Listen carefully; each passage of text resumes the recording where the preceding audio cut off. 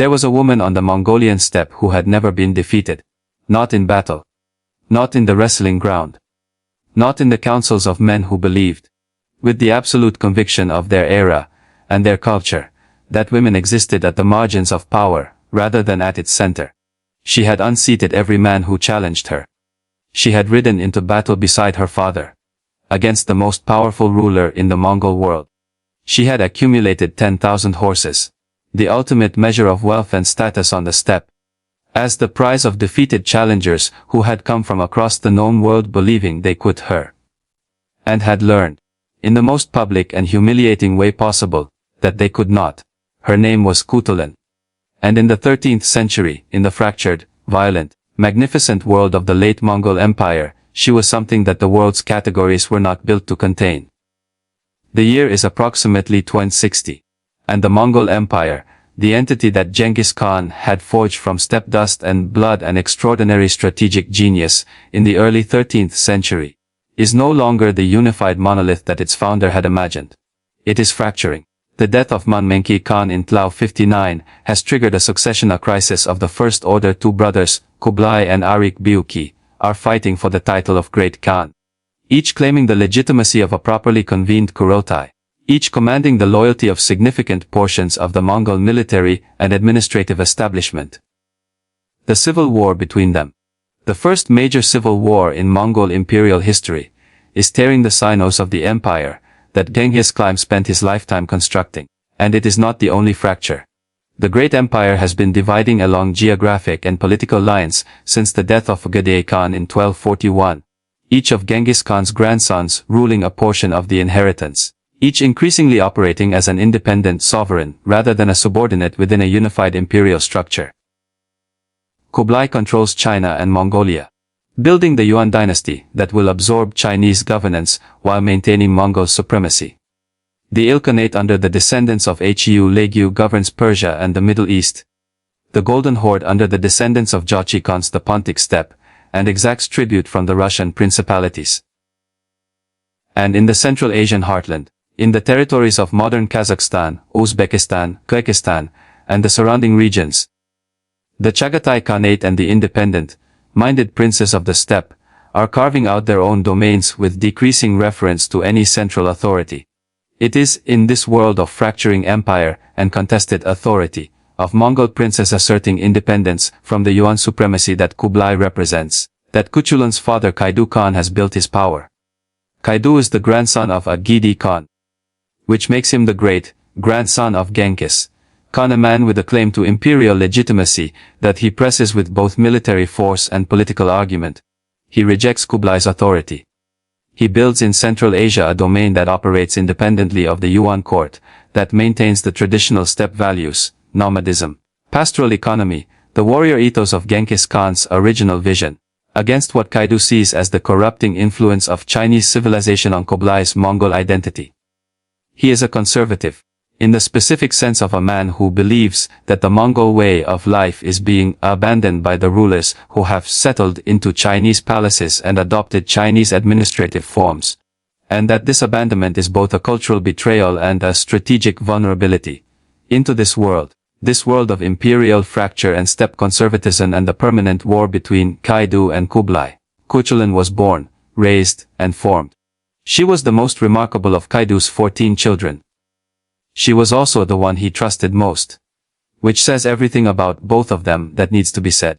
A father who governed a significant Central Asian empire in one of the most militarily competitive environments of the medieval world placed more trust in his daughter than in any of his sons. In the world of the Mongol steppe, this was not impossible. Women in Mongol culture held a status and an authority that was genuinely different from what their contemporaries in Chinese or Persian or European cultures experienced, but it was still unusual. It was unusual enough that the Venetian traveler Marco Polo, passing through Central Asia in the 1270s, recorded Khutulun's story with the wide-eyed astonishment of a man from a culture where such a woman was simply unimaginable. What Marco Polo described was a warrior, a wrestler, a rider, a military commander, a political player of the first order, and a woman who had turned the most intimate question of her personal life, whom she would marry, into a political institution so extraordinary that it became one of the most famous stories in medieval Central Asian history. She was going to make the world pay attention to her on her own terms. And the world, after 7 centuries, is still paying attention. She was born sometime around 1260, the precise date unrecorded, as the birth dates of most medieval women went unrecorded, preserved only in the margin of a history primarily written around men. Her father was Kaidu Khan, the ruler of a Central Asian domain stretching across territories that modern maps divide into multiple countries, but that in the 13th century were organized by the logic of the steppe, by the range of horses and the reach of armies, and the personal loyalty of warriors to the leaders who fed and armed and led them. Her mother's name is not preserved in the historical record with certainty. This silence is itself a historical document, a reminder that even in the relatively high-status environment of Mongol aristocratic culture, women's identities were typically recorded through their relationships to men, rather than as independent historical subjects.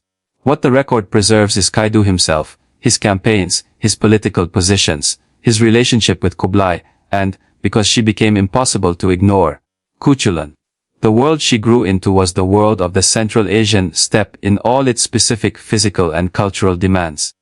She learned to ride before she walked with adult confidence. This is not metaphor, but the literal reality of Mongol childhood, in which children were placed on horses at ages that would shock the sensibilities of any culture, not organized around equestrian nomadism. She learned the composite bow, the technological masterpiece of steppe civilization, whose laminated wood and sinew construction gave it a range and penetrating power that no European bow could match, and which required years of training to draw effectively. She learned wrestling, Mongolian wrestling, the buka, which was not merely a sport, but a practical military skill, a method of testing and developing the physical and mental qualities that battlefield hand-to-hand combat required. In all of these things, she excelled. The accounts, filtered through Marco Polo's Venetian perspective, and through later Persian and Chinese chronicles, agree on this: she was physically extraordinary, possessed of a strength and skill in the martial arts that exceeded her male contemporaries, and that her father recognized and deliberately cultivated. Kaidu did not discourage his daughter's martial development. He encouraged it. He brought her into his military campaigns as a young woman, not as an observer but as a participant, as a rider and a fight alongside the warriors of his household cavalry. Why? The question matters because it takes us into the specific character of Mongol culture in the way that generalization cannot. Mongol society was not matriarchal. It was not egalitarian in the modern sense. Women did not routinely command armies or govern territories, or challenge men to wrestling matches as a matter of ordinary social life. But the structure of Mongol gender roles was genuinely different from the structures that prevailed in the settled civilizations that surrounded the steppe. The practical demands of nomadic pastoral life, the requirement that all members of a household manage horses, manage the jur, manage the children and the livestock through seasonal migration, meant that Mongol women had always exercised a physical capability and a domestic authority that Chinese, Persian, and European women of comparable social status typically did not. And at the highest levels of Mongol society, among the wives and daughters of Khans and great lords, women had always exercised political influence, a count that the formal record consistently underrepresents, but that the functional reality of steppe governance required. Khutulun's grandmother's generation included women who had managed the governance of the Mongol Empire during the periods between reigns, who had served as regents, who had convened kurultes, who had made decisions of strategic importance that their husbands' deaths had suddenly required of them. The institutional memory of female authority was present in Mongol culture in a way that had no equivalent in the settled civilizations. But Khutulun went beyond the precedents her culture offered. She was not exercising the authority of a regent or a managing wife. She was exercising the authority of a warrior and a military commander, personally present in battle, physically superior to men in the specific physical competitions that Mongol culture used to establish masculine excellence. She was operating in the space that her culture defined as male and demonstrating, in the most public and unambiguous way possible, that the definition was insufficient. She learned something else from her childhood that was more important than any physical skill. She learned politics. She watched her father manage the most complex political game of the era. The confrontation with Kublai. The maintenance of Central Asian independence. The management of the alliances and rivalries among the steppe princes that determined whether Kaidu's domain expanded or contracted. She observed the mechanisms by which power was built and maintained in a world where the foremost structures of governance were always thin, and the real currency was personal loyalty, military capability, and the constant performance of both. She understood that the steppe did not tolerate weakness, that every sign of vulnerability was an invitation to challenge, and that the answer to challenge had to be total and immediate. She internalized this lesson in a way that shaped her most famous institution, the wrestling challenge.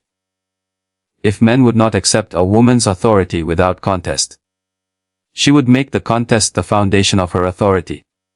She would turn the challenge into her strongest instrument.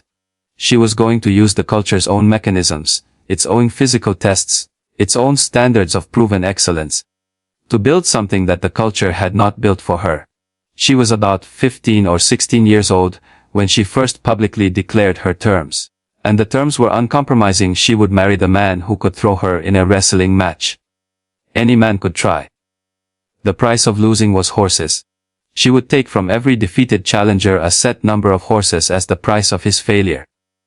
The price of winning was herself. She was not defeated. The wrestling challenge was not, in the first instance, a political institution. It was a personal declaration. The declaration of a young woman of extraordinary physical capability and extraordinary political intelligence who had decided, at an age when most women of her era had their futures decided by their father's diplomatic calculations, to claim her own future on her own terms. The Mongol tradition of boboka, wrestling, was a respected and serious physical discipline, practiced by men from childhood as both sport and military training. Major Mongol festivals, including the Nadam, included wrestling as a central competition, with recognized champions celebrated across the steppe. The hierarchy of wrestling was real. A man who could defeat all challengers at a Madan was not merely a strong man. He was a demonstration of the physical excellence that Mongol culture considered essential to military and therefore political capability. To be thrown by a woman was not, in this context, merely embarrassing in the way that losing any competition might be embarrassing. It was a specific and public challenge to the masculine identity that the competition was supposed to confirm. Khutulun understood this. She had grown up watching the wrestling ground. She knew exactly what it meant for men to compete there, and what it cost them to lose. Her challenge, "Defeat me and I will marry you," was designed to operate precisely in this space. It used the wrestling ground as the mechanism of selection and made every potential suitor a public contestant.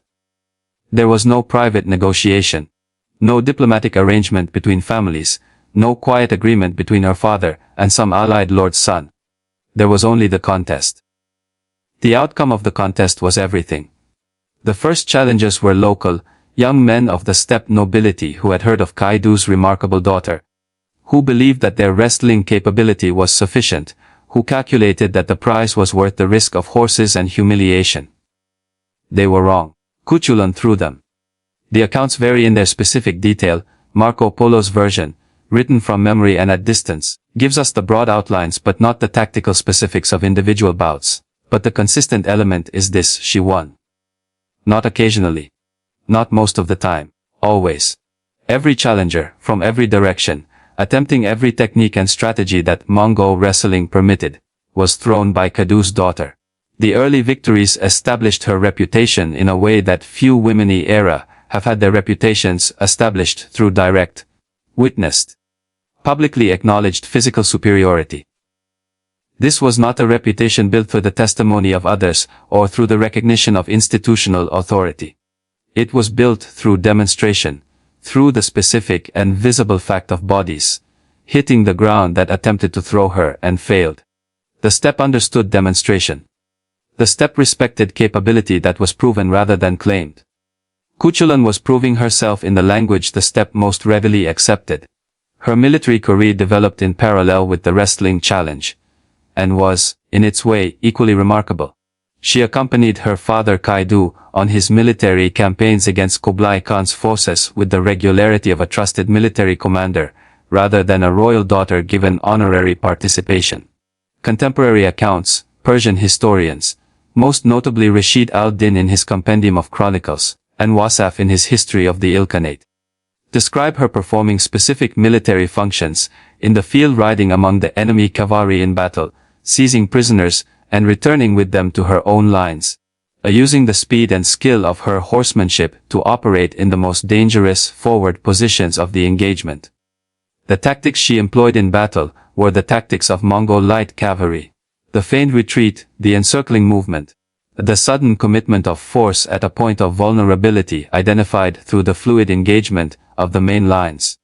These were not the tactics of a warrior who fought by brute force alone, but of one who combined physical capability with tactical intelligence, who understood the battlefield as a system to be manipulated rather than simply a space in which to demonstrate personal bravery.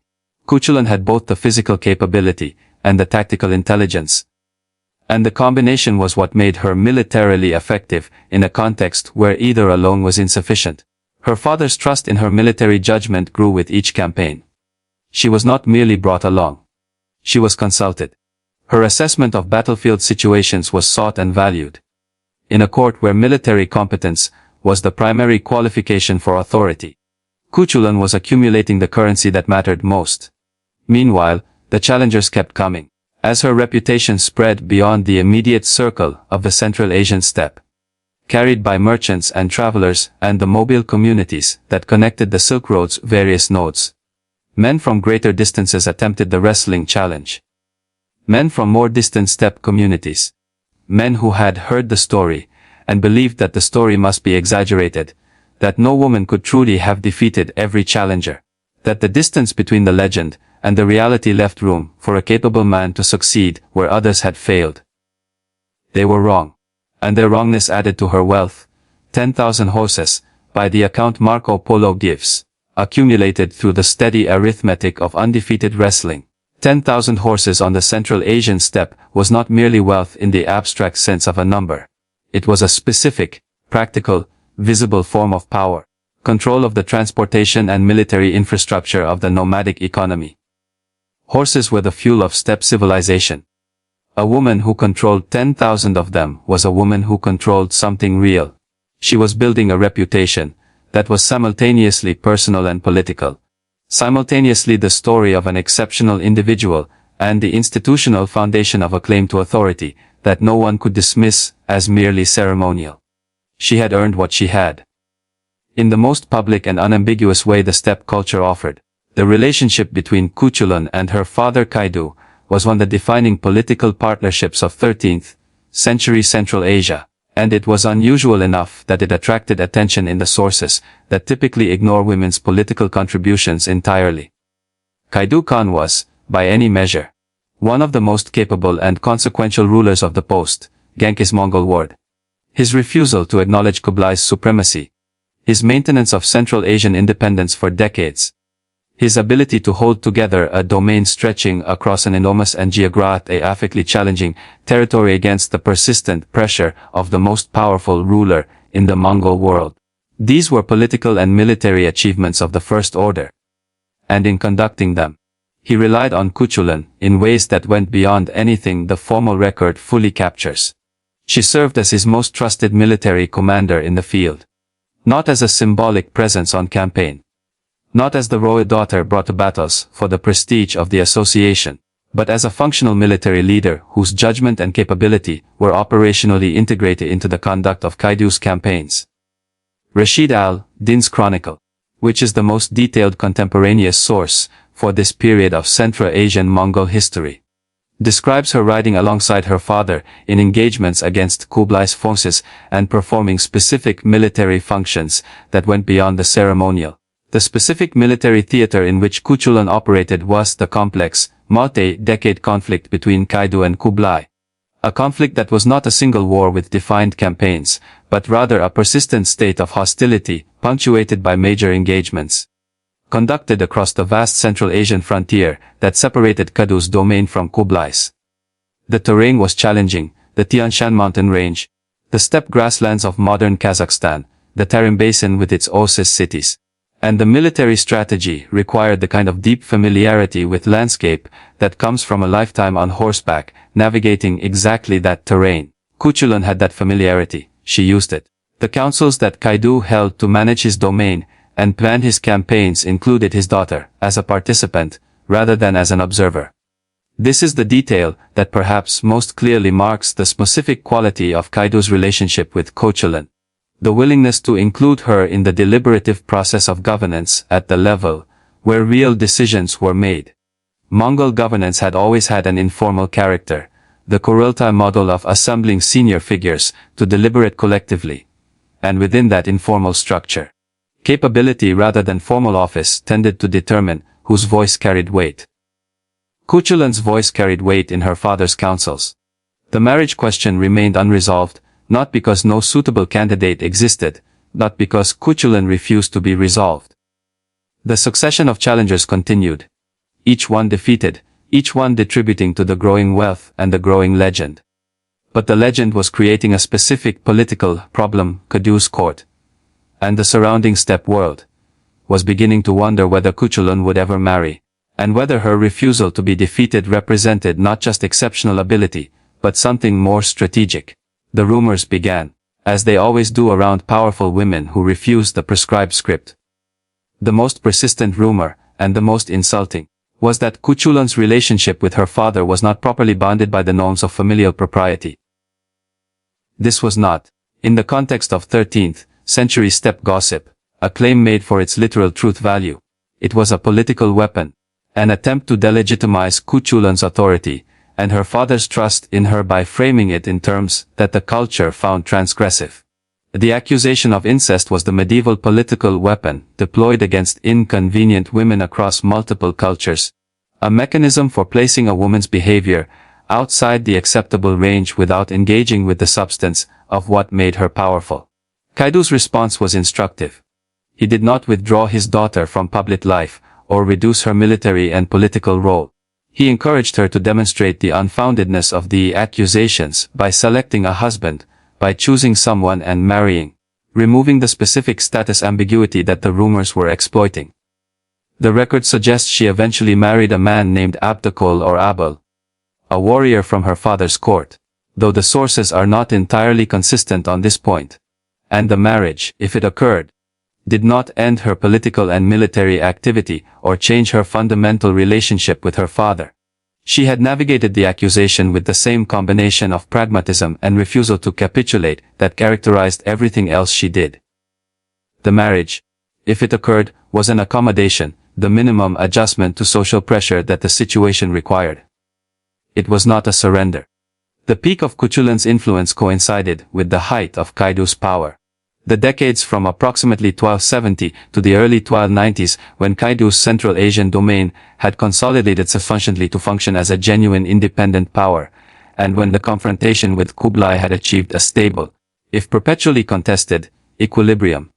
In this period, Kaidu's court was one of the significant political centers of the Mongol world, not the greatest, not the center of the Yuan dynasty's immense administrative and cultural apparatus, but a court of genuine importance where the traditional steppe values that Kublai's signification had eroded were still maintained. Where the horse and the bow and the wrestling ground were still the primary measures of excellence, and where a woman who excelled in all of these things could exercise authority that would have been impossible in the more formally hierarchical environments of the settled civilizations.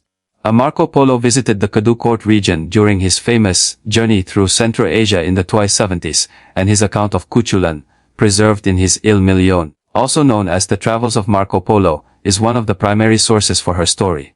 Marco Polo, a Venetian merchant traveling through a world that was entirely alien to his cultural experience, was capable of extraordinary observation and occasionally capable of extraordinary distortion. His account of Khutulun is more reliable than some of his other claims, because it has the specific quality of something witnessed, or reliably reported by witnesses. It is internally consistent, it matches the patterns visible in other sources, and it contains details, the horses, the specific mechanics of the wrestling challenge, the description of her physical capabilities, that have the texture of genuine information, rather than invention. What Marco Polo describes is a woman who had become an institution. The wrestling challenge was no longer merely personal. It was the mechanism by which Khutulun had established herself as a figure of political authority in her own right, independent of her father's protection. Every defeated challenger was not merely a personal victory. It was a public demonstration that the normal tools of masculine authority, physical strength, military capability, the capacity to dominate, in the most direct and unambiguous physical contest the culture offered, did not work against her. She could not be dominated in the way the culture normally expected women to be dominated. And this undominability was the foundation of her political standing. She moved in her father's campaigns as a valued commander. She participated in the councils. She managed military resources. She cultivated the loyalty of warriors who served in the household forces that were the operational core of Kaidu's military power. The 10,000 horses were not just wealth, they were a specific military resource. A woman who could outfit and supply a significant cavalry force from her own resources was a woman who had the material basis for independent military action, which was the ultimate guarantor of political significance in the steppe world. The Kaidu Kublai conflict during this period was not a simple military confrontation. It was a complex political, cultural, and ideological dispute about what the Mongol Empire was and should be. Kaidu represented the position that Mongol greatness lay in the steppe values of Genghis Khan's original vision, the nomadic lifestyle, the martial culture, the rejection of the settled civilization's administrative complexity and its associated dependencies. Kublai represented the position that empire required adaptation, that governing China required adopting Chinese administrative forms, that the Mongol world had become too large and too complex to be governed from horseback. Both positions had genuine arguments in their favor, and the conflict between them was shaping the future Central Asian civilization in ways whose full consequences would take centuries to play out. Khutulun's role in this ideological conflict was not merely military. She was, by her very existence and her very way of life, a living argument for the Kaidu position. She was the steppe values made personal and visible, the physical capability, the independence, the rejection of the settled civilization's constraints on women. Her father's court was defending not just territory but a way of life, and she embodied that way of life in its most vivid and most capable form. She was also, by this point, a figure whose reputation had spread well beyond the Central Asian steppe. The Persian historians who recorded her story were writing for audiences that would never see the Mongolian grasslands, and they found in her story something that transcended the specific context, the story of a woman who refused to be defeated, who used the culture's own mechanisms to build authority, who operated in the spaces that the culture designated male and demonstrated that the designation was a convention rather than an inevitability. The crisis that tested everything Khutulun had built arrived not from outside, but from within, from the most intimate political space of all, the question of who would succeed her father. Kaidu's health declined in the early 1300s. He was old. By the steppe standards of an era when military leadership required physical activity that aging bodies could not sustain indefinitely, and the question of succession was becoming urgent. He had multiple sons. He had Khutulun. And in a period when the Mongol steppe had no settled mechanism for resolving succession questions except the Chagatai, the assembly of senior figures whose collective judgment determined the heir. The specific personalities and capabilities of the potential successors mattered enormously. Kaidu expressed a preference that was, by any conventional measure of his era, extraordinary. He wanted Khutulun to succeed him.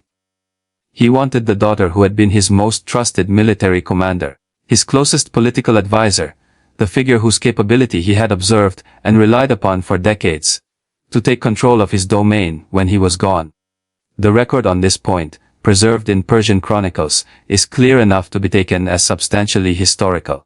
Kaidu publicly indicated his preference for Khutulun's succession, arguing that she was the most capable of his children, and that capability, not birth order or gender, should determine succession. His sons disagreed. The disagreement was predictable, understandable, and politically catastrophic. From the perspective of Kaidu's male heirs, men raised in a culture that associated leadership with the masculine warrior identity, who had their own military capabilities and their own claims on succession. The idea that their father preferred their sister over them was not merely a personal slight. It was a challenge to the entire structure of expectations and entitlements on which their sense of identity and future was based. The conflict within the family erupted into genuine political crisis as Kaidu weakened. Factions formed. Some of the senior military commanders and court officials supporting the succession of one of Kaidu's sons. Others willing to accept Khutulun's leadership on the basis of demonstrated capability. The steppe world, which had no settled bureaucratic mechanism for resolving succession disputes, and which had historically resolved them through a combination of Kurultai deliberation and military capability, was being asked to make a decision for which it had no precedent whether a woman could succeed her father as the ruler of a major Central Asian domain. Khutulun's position in this conflict was complicated by the political dynamics that always surround succession disputes in non-institutionalized polities. Her military capability was not in question. Her political competence was not seriously challenged. What was challenged was the legitimacy of female succession in a context where no clear press existed for it at this level of authority, and where the opposition of her brothers gave the anti-succession faction a legitimate anchor.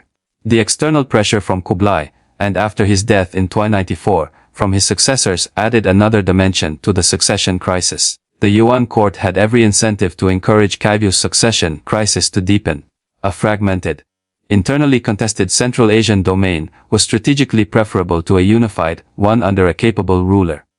The intelligence that the Yuan court had about the succession dispute, and the extent to which it attempted to exploit the factionalism within Kaidu's family, is not well documented in the sources, but is a reasonable inference from the general dynamics of the period.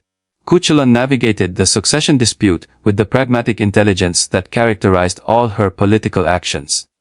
She did not attempt to force the succession by military means. She did not use the resources and loyalties she had accumulated to simply seize power. This restraint was either a genuine expression of her political values or a tactical calculation, and forced succession would be more costly and less stable than waiting for the political dynamics to resolve themselves in her favor. Perhaps both. The specific calculations she made in the period of Kaidu's decline are not preserved in the sources with the detail that would allow confident reconstruction. What is preserved is the outcome: she did not succeed her father. When Kaidu died in 1301 or 1303, the sources are slightly inconsistent on the date. The succession went to a male heir, Chapar, who was Kaidu's son, and who had the support of the majority of senior military commanders.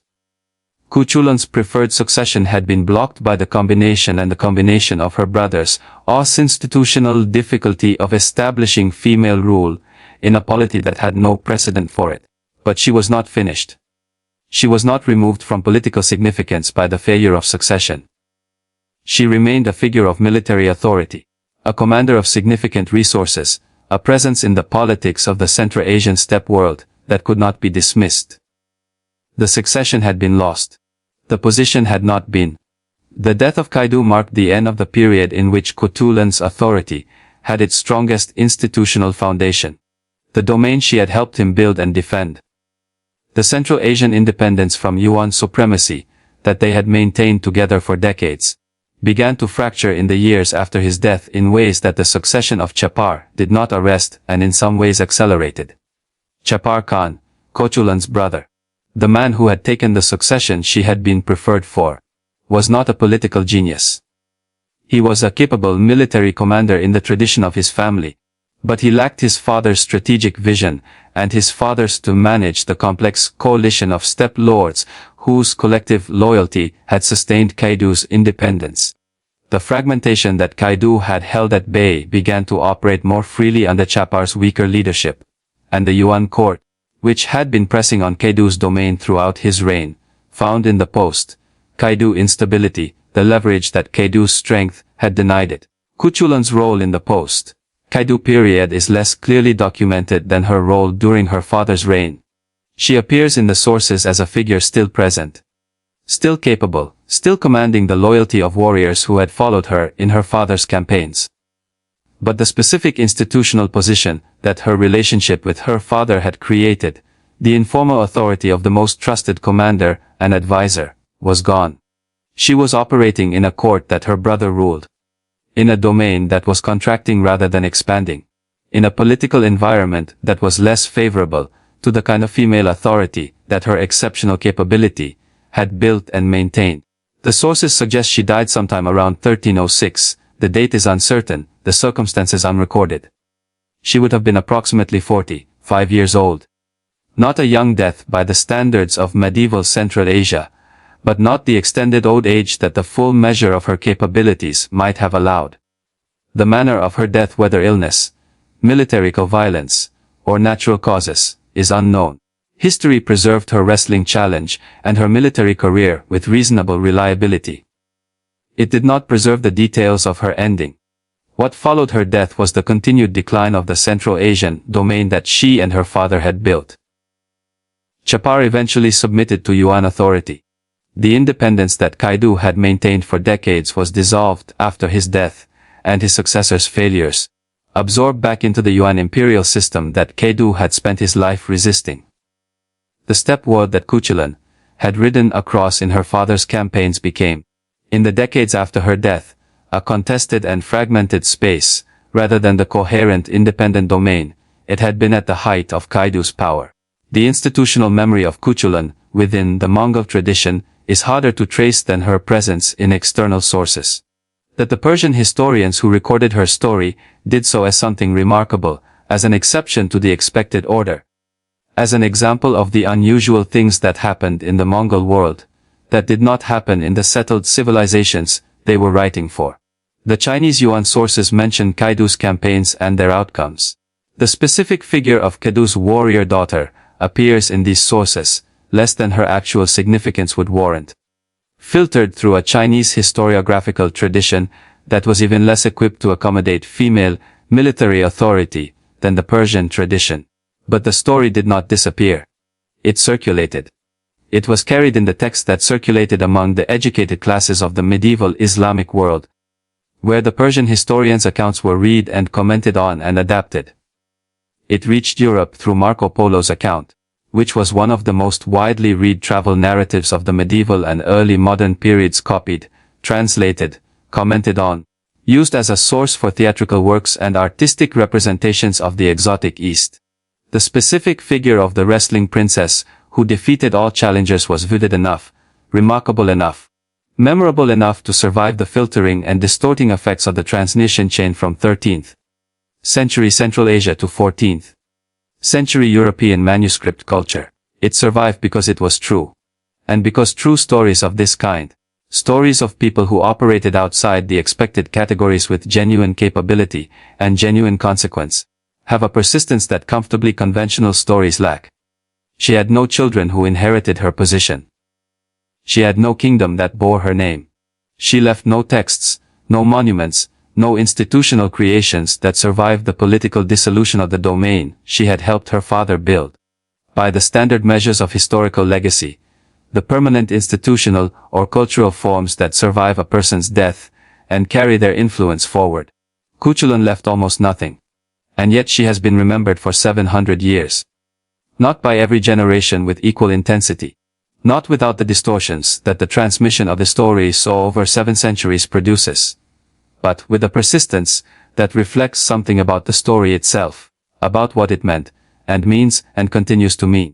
Marco Polo's account ensured that her story reached the European world and lodged in Eurocultural memory at the precise moment when that cultural memory was beginning to develop the literary and theatrical forms that would eventually make stories transportable across centuries. The figure of the princess who defeats all suitors at physical combat became a recurring archetype in European literature, appearing in modified forms in Italian commedia, in fairy tale traditions, in the theatrical culture of the Renaissance, and beyond. The most direct literary descendant is Puccini's opera Turandot, the story of a Chinese princess who challenges her suitors to answer 3 riddles on pain of death, and who is eventually overcome by a prince whose name is no one, until love transforms the situation. Puccini and his librettists were working from a tradition, specifically from the Italian playwright Carlo Gozzi's 1762 dramatic fable of the same name, that drew on the medieval accounts of wrestling princess figures that Marco Polo's text had helped circulate. The distance from Khutulun to Turandot is not a direct line, but it is a traceable path. And the path goes through the specific story of a real woman on the Central Asian steppe, who defeated every man who challenged her. The transmission matters because it tells us something about why her story persisted. Stories of women who refused the expected submission, who turned the mechanisms of social constraint into instruments of personal power, who demonstrate in the most public way possible that the categories of masculine and feminine authority are conventions rather than necessities, have a persistent appeal that crosses cultural contexts. They are appealing to the cultures that produce them, because they are exceptions that test the rule. They are appealing to subsequent cultures, because they challenge the universality of the rules they were exceptions to. In the contemporary world, Khutulun has been rediscovered with the intensity that the 21st century's interest in recovering women's historical contributions characterizes. Academic historians of Central Asia and of Mongol gender politics have examined her story within its specific context, stripping away the romantic and fantastic accretions that the European transmission added, and attempting to recover the historical woman from the literary figure. Popular cultural forms have engaged with her story. She appears in television series, in young adult fiction, in graphic novels, in the kind of accessible historical content that reaches audiences beyond the specialist academic context. The Netflix series, Marco Polo, featured her as a significant character, introducing her to a global audience who had no previous 15th century Central Asian Mongol politics, and who found in her story the same quality that had made it circulate for 700 years. The Mongolian national cultural tradition has claimed her as a figure of national heritage, one of the remarkable women in the long history of a civilization that produced, across its various periods, a higher proportion of politically and militarily significant women than most of its contemporaries. Mongolian wrestling, the bika, remains one of Mongolia's most important traditional sports, a central feature of the Nadam festival that is one of the country's great cultural celebrations. When Mongolians compete in bukash today, they compete in a tradition that Khutulun inhabited with such complete mastery that her story has been told, in one form or another, for 7 centuries. The question her story poses, the question about the relationship between capability and authority, between demonstrated excellence and institutional recognition, is not a question that the 21st century has fully answered in more than the 13th century did. The mechanisms have changed. The wrestling ground is metaphorical now rather than literal. But the dynamic she navigated, the dynamic in which a person of exceptional capability operates in a context that was not designed to recognize that capability and must find ways to make the context acknowledge what it would prefer to ignore, remains recognizable. Immediately, viscerally recognizable. She accumulated 10,000 horses. She defeated every challenger. She commanded armies. She sat in councils. She was her father's most trusted advisor and his preferred successor. And then her father died, and the preference was overridden, and the succession went to a man whose only clear advantage over her was that he was a man. The story does not resolve neatly. It does not conclude with the triumph that her capabilities warranted. This is part of why it persists, because it is honest, because it captures something true about how exceptional individuals, operating in contexts not built for them, can go so far and no further, can accumulate capability and reputation, and demonstrated excellence and still find, at the final threshold, that the institution requires what the individual cannot provide. She could not provide a precedent that her culture had not yet up the capacity to be institutionalized. She could be exceptional as an individual. She could not, alone, change what exceptional meant in the systems around her.